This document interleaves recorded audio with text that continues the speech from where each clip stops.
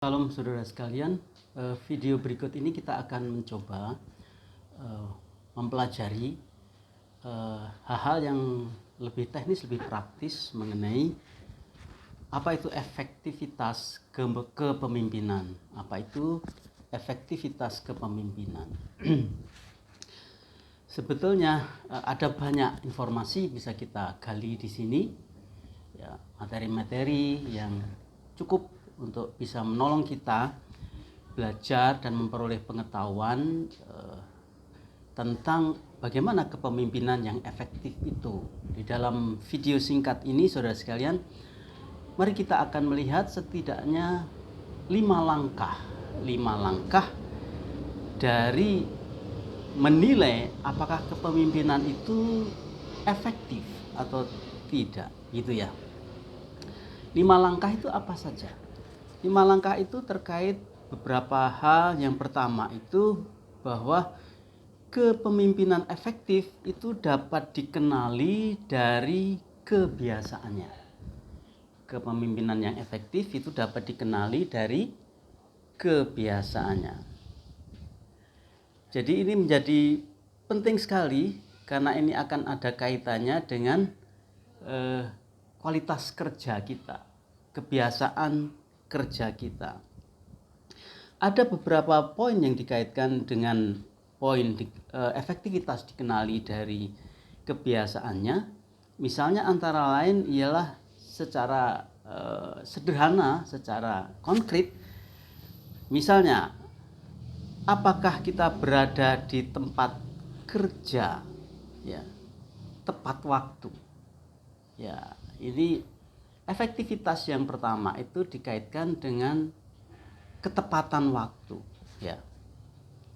Bagaimana kita memberikan perhatian yang serius mengenai jadwal-jadwal kita, ya.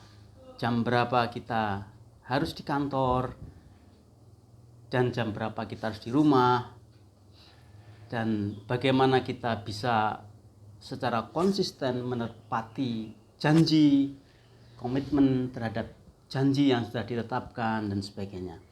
Nah, saudara sekalian, ini nampak sangat sederhana, tapi ini sebetulnya merupakan syarat profesionalitas yang penting sekali. Bagaimana para pemimpin yang efektif itu memiliki komitmen, ya, di dalam menepati waktu, gitu ya, menepati jadwal yang sudah ditentukan. Itu yang pertama. Jadi kebiasaan tepat waktu atau habituasi perilaku tepat waktu itu menjadi salah satu indikasi penting sekali apakah seseorang itu efektif dalam hidupnya atau tidak. Yang kedua, selain masalah ketepatan dalam hal waktu, komitmen terhadap janji, yang dikaitkan dengan kebiasaan yang efektif ialah yang kedua, dapat membina hubungan baik dengan pekerja yang lain, ya. Dapat membina hubungan yang baik dengan pekerja yang lain dengan membiarkan mereka terus-menerus dalam kondisi aktif bekerja. Jadi bagaimana usaha seorang pimpinan itu untuk memungkinkan sebuah kondisi sehingga para pekerja itu bisa bekerja dengan aktif tanpa harus menghadapi kendala-kendala. Nah, tentu dalam hal ini nanti akan cukup banyak kaitannya dengan yang terkait, ya. Misalnya masalah perjanjian kerja yang di dalamnya ada itu take and give dan sebagainya, keseimbangan antara hak dan tanggung jawab dan sebagainya. Ini dapat dikategorikan di dalam bagaimana efektivitas pemimpin di dalam konteks untuk membina hubungan dengan pekerja sehingga pekerja itu bisa terus aktif bekerja dan produktif, itu ya. Itu yang kedua yang dikaitkan dengan bagaimana efektivitas dapat dikenali dari kebiasaannya. Langkah yang kedua, selain efektivitas dapat dikenali dari kebiasaannya, itu ialah masalah penampilan ya. Masalah penampilan ya. Ternyata penampilan itu memberikan pengaruh yang cukup signifikan di dalam hal efektivitas kerja, atau penampilan yang sesuai itu akan sangat memberikan stimulasi terhadap efektivitas kerja. Misalnya penampilan dimaksud di sini apa? Misalnya ada beberapa poin. Misalnya adalah penampilan yang selalu semangat dan optimis. Ya, ini menjadi poin yang penting sekali. Seorang pemimpin dia harus mampu menaklukkan rasa rendah diri dan mampu mengatasi kekurangannya. Sehingga itu akan membangun sikap selalu positif, selalu optimis, selalu semangat. Nah, hal-hal kecil misalnya ialah bagaimana hal penampilan itu bisa diwujudkan melalui cara kita berpakaian, cara kita itu memelihara diri kita, kebersihan, penampilan, dan pakaian. Ya tentu kita mengerti bahwa masalah aksesori itu ya bukan masalah mahal atau mutunya tinggi dan sebagainya, tapi kelayakan itu sendiri. Ya, misalnya bagaimana seorang pemimpin selalu mencoba mempertimbangkan hadir dan berpenampilan dengan pakaian yang bisa menunjang efektivitas kepemimpinannya. Ya.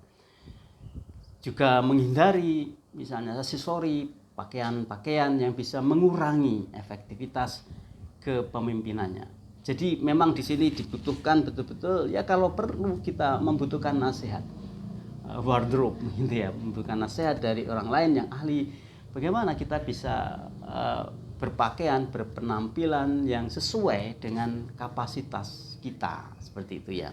Nah, kita bisa melihat di tokoh-tokoh, misalnya tokoh-tokoh politik ya, ada pertimbangan bagaimana para tokoh politik itu menghadirkan dirinya melalui kekasan pakaiannya, cara berpakaiannya. Apakah itu modelnya, warnanya, coraknya dan sebagainya. Ya, saya kira itu masalahnya bukan sekedar untuk berpenampilan beda, tapi sebetulnya dari satu sisi itu sebetulnya untuk meningkatkan efektivitas pengaruh terhadap anggota gitu ya. Itu berkaitan dengan penampilan. Selalu semangat, penuh semangat dan optimis ya. Sekali lagi kita banyak contoh yang sangat tepat dan sangat bagus ya. Yosua dan Kaleb gitu ya, dan 10 pengintai yang lain ya. Yosua dan Kaleb itu memang seorang pemimpin, dan dia betul-betul mengerti posisinya, kehadirannya, dan sejauh mana pengaruh kehadirannya itu terhadap anggota. Dan dia bisa mampu menempatkan diri sesuai dengan visi dan pandangan batiniahnya ya. Kita tahu itu ya. Sekali lagi bahwa sebetulnya Jericho itu memiliki begitu banyak alasan untuk orang menjadi pesimis, dan itu memang terjadi ya. Perbandingannya 10 dibanding 2 ya. Yang kelompok yang terbesar itu sudah mengalami down dia. Ya, sudah menjadi patah semangat dan menjadi pesimis, tapi tidak dengan Yosua. Jadi fakta itu justru menjadi stimulasi bagi Yosua dan Kaleb untuk melihat lebih lebih faktual, bukan hanya sekedar apa yang nampak secara fenomenal itu, tapi bagaimana melihat realita. Ya, realitas orang beriman itu dibalik fenomena ya. Jadi mencoba untuk melihat noumena ya, apa yang tersirat dari fenomena yang nampak, yang tersurat. Nah, itu penampilan. Yang kedua yang berkaitan dengan penampilan itu ialah bagaimana seorang pemimpin itu terus belajar untuk bersikap memiliki dua telinga dan satu mulut. Ya. Memiliki dua telinga, satu mulut. Maksudnya apa? Tentu ini manusia semua kan begitu. Punya dua telinga, satu mulut. Tapi maksudnya yang ingin ditekankan di sini, bagaimana seorang pemimpin efektif itu harus bisa dan mengetahui teknik untuk menghasilkan cara bicara yang tepat. Cara bicara yang tepat. Bagaimana berbicara sesuai dengan tujuan, ya, dan bagaimana bicara yang efektif. Jadi maksudnya di sini, bagaimana seorang pemimpin itu betul-betul mengelola perkataan-perkataannya itu, sehingga perkataannya itu akan menjadi perkataan yang efektif untuk pencapaian tujuan. Ya, tentu sebagai orang percaya kita memahami bahwa misalnya kasih dan bagaimana mengembangkan kasih itu di dalam wujud saying, dalam wujud perkataan-perkataan. Nah, itu juga sebuah pelajaran Alkitab yang sangat penting ya. Ini berbicara mengenai bagaimana mengelola lidah ya. Bagaimana lidah itu memiliki pengaruh besar sekali ya. Dengan lidah itu kita bisa meruntuhkan sesuatu ya, yang sangat kuat, mental yang sangat kuat, tapi dengan lidah itu juga kita bisa membangun sesuatu. Ada istilah lain itu psywar ya, peperangan psikologis ya. Kalau kita memperhatikan di dalam pertandingan tinju sebelum mereka itu berlaga pada hari hanya, biasanya sebelumnya itu ada jumpa pers dan di situ ada namanya itu psywar. Masing-masing petinju itu menunjukkan kekuatannya, dan masing-masing petinju itu meneror lawannya lebih dulu, bukan dengan pukulan fisik tapi dengan pukulan psikologis melalui perkataan dan sebagainya ya. Sehingga diharapkan dengan itu sebelum bertanding lawannya itu sudah istilahnya itu sudah ngeper dulu, sudah grogi dulu. Nah, ini penampilan ini berkaitan dengan pengelolaan teknik untuk bicara. Itu yang kedua. Langkah yang ketiga untuk membangun kepemimpinan yang efektif itu ialah masalah sikap. Ya. Yang pertama itu masalah kebiasaan, yang kedua masalah penampilan, yang ketiga itu masalah sikap. Sikap yang bagaimana yang dimaksudkan? Yang bagaimana di sini akan berkaitan dengan tiga hal yang berkaitan dengan sikap ini yang harus dikembangkan supaya kepemimpinan itu menjadi efektif begitu ya.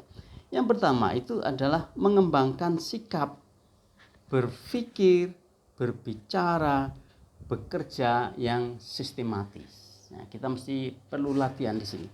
Bagaimana berpikir sistematis, berbicara sistematis, dan bekerja secara sistematis. Dengan demikian akhirnya kita bisa efektif. Contohnya sederhana saja. Misalnya kita punya waktu 2 jam untuk menyelesaikan 5 pekerjaan.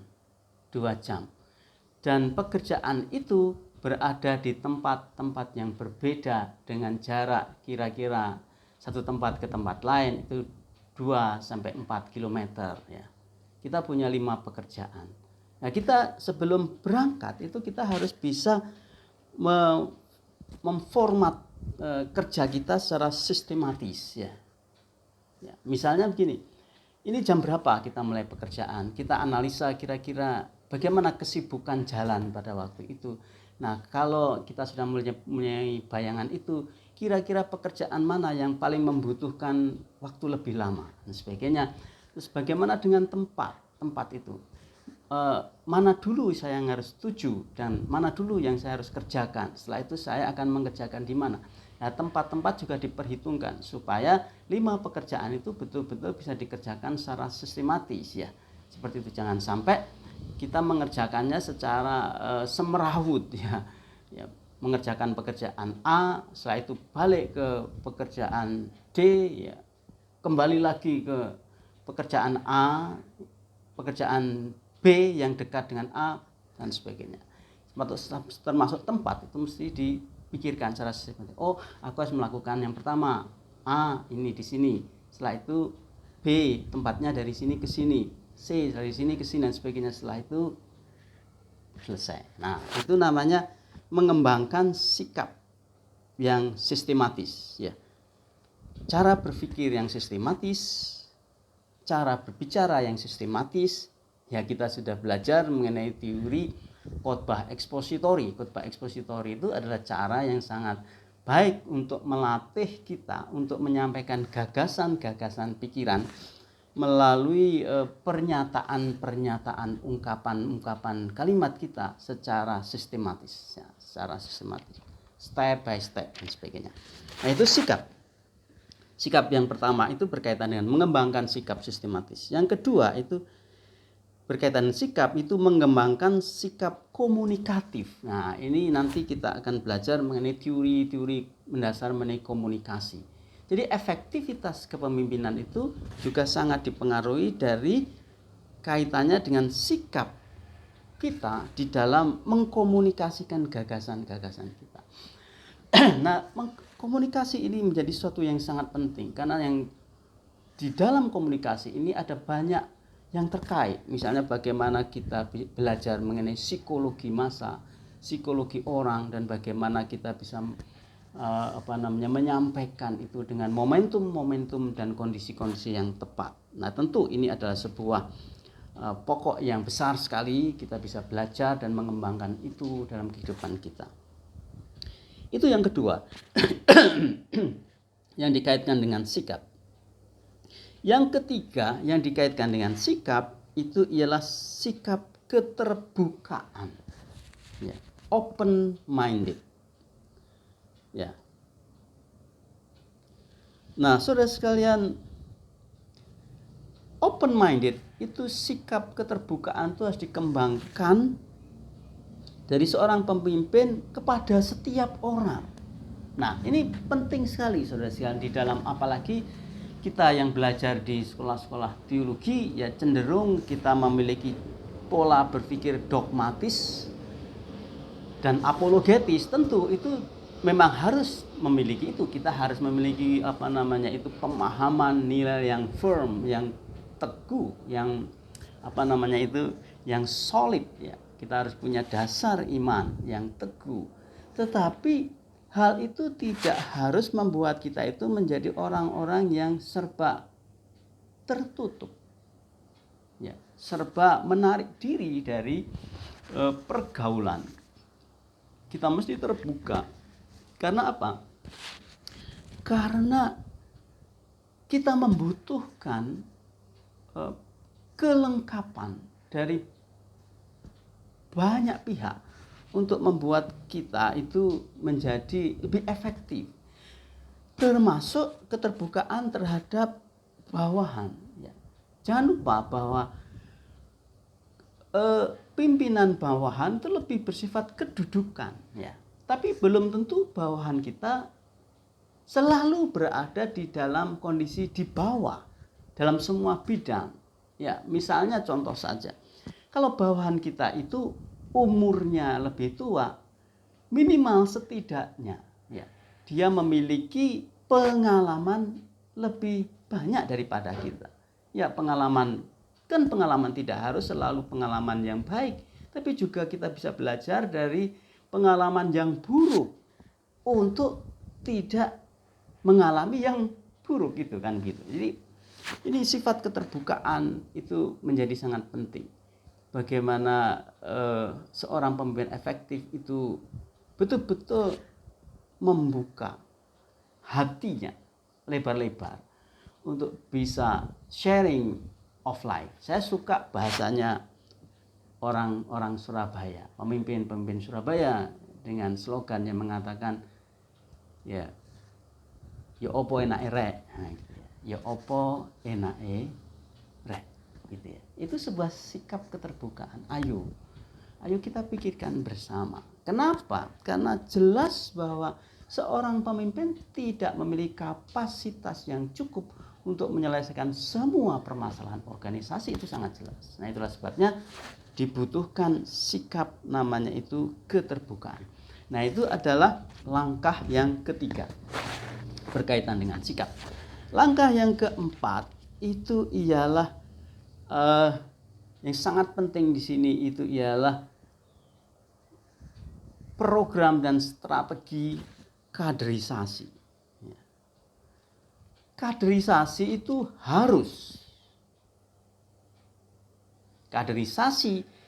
harus menjadi salah satu pikiran utama seorang pemimpin, saudara sekalian. Saya lupa ingat, saya mendapatkan informasi yang menarik mengenai kaderisasi ini, saudara sekalian. Saya lupa, saya baca buku atau saya dengar dari mana, tapi ada sebuah, kalau nggak salah di Facebook atau mungkin saya juga pernah menuliskannya di Facebook, ya, mengulang menuliskannya.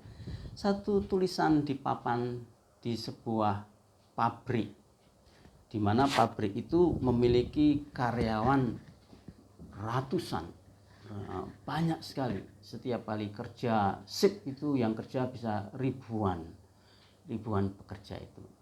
Nah, di tempat paling mudah dibaca oleh karyawan, ditempel papan dengan bertuliskan begini: sehebat apapun Anda pasti diganti. Sehebat apapun Anda pasti diganti. Nah, saudara sekalian, ada banyak pekerjaan atau organisasi itu tidak memiliki enduransi, tidak memiliki umur yang panjang. Kenapa? Karena organisasi itu bagus di zaman foundernya. Organisasi itu bagus di zaman pendirinya. Tetapi si pendiri tidak serius untuk mengkader pemimpin pengganti yang memiliki kapasitas minimal itu sama dengan dirinya. Suksesornya tidak ada. Apa yang terjadi? Jadi pekerjaan yang banyak, yang luar biasa itu akhirnya, saudara sekalian, itu